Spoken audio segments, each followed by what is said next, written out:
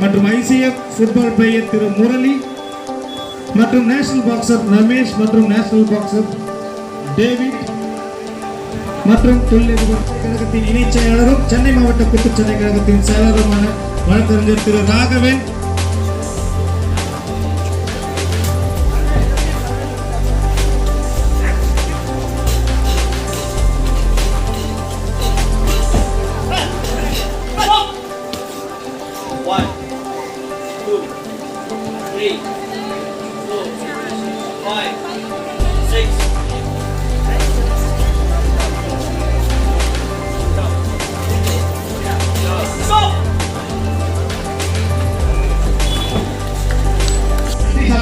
outclassed in first round.